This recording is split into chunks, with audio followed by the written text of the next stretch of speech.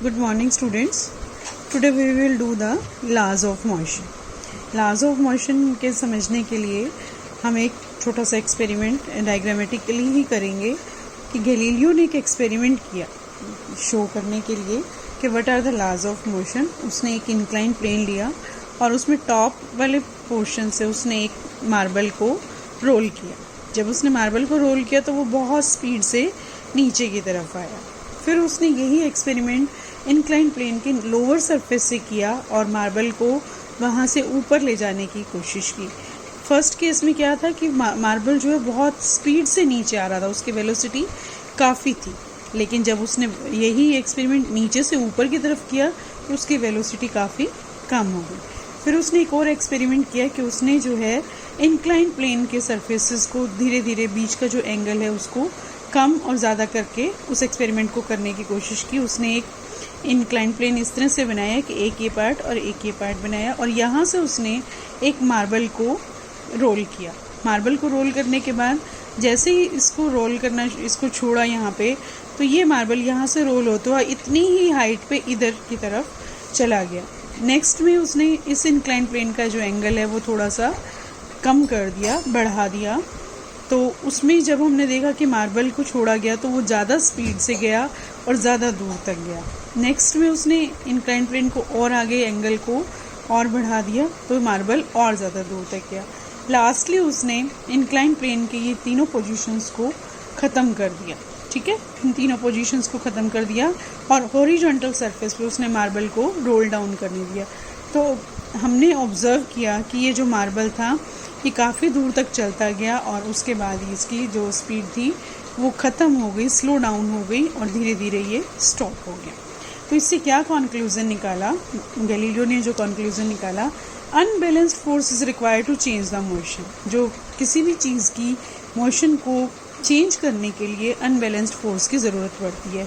But to sustain a uniform motion, अगर हम uniform motion लेना चाहते हैं then no net force is required. कोई नेट फोर्स की ज़रूरत नहीं है क्योंकि because of the frictional force acting opposite to the direction of motion, क्योंकि फ्रिक्शनल फोर्स की वजह से उसकी स्पीड जो है धीरे धीरे अपने आप ही कम हो जाएगी। ठीक है। नाउ न्यूटन ने इसी गैलीलियो के आइडियाज़ को, इन्हीं गैलीलियो के आइडियाज़ को आगे डेवलप किया और फोर्स एंड मोशन के बारे में बताया और उसने कुछ लॉज बताए। These are called the laws of motion. These are three laws of motion. We will discuss the first law of motion.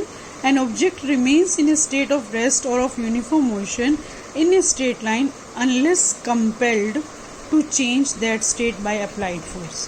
जो उन्होंने बोला मोशन में क्या था कि कोई भी ऑब्जेक्ट अपनी स्टेट ऑफ रेस्ट में हो तो वो उसी में रहने की कोशिश करती है, और अगर वो यूनिफॉर्म मोशन में है और एक स्ट्रेट लाइन में जा रही है तो वो उसी में रहने की कोशिश करती है जब तक कि उसके ऊपर कोई फोर्स अप्लाई ना किया जाए और उसको स्टेट को चेंज करने के लिए कंपेल ना किया जाए।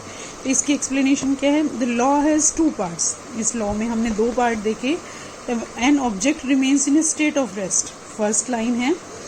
कोई भी object tends to remain in a state of rest. कोई भी ऑब्जेक्ट है, अगर हम उस ऑब्जेक्ट को अनडिस्टर्ब कर रखते हैं तो वो हमेशा रेस्ट में रहने की कोशिश करती है। जैसे कि